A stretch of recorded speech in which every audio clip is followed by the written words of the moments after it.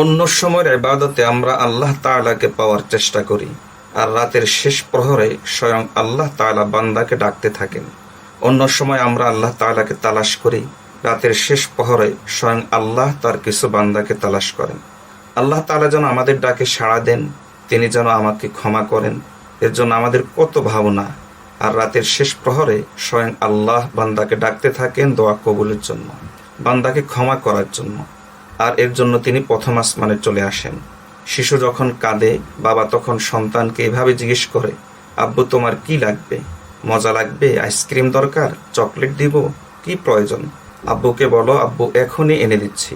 অনুরূপভাবে রাতের শেষ প্রহরে আল্লাহ তাআলা তার প্রিয় বান্দাকে জিজ্ঞেস করেন, বান্দা তোমার কি দরকার? ক্ষমা দরকার? ক্ষমা করে দিব। রিজিক লাগবে? রিজিক দিয়ে দিব। বান্দা আমি মাওলার কাছে বলো তোমার কি প্রয়োজন, আমি পূরণ করে দিব।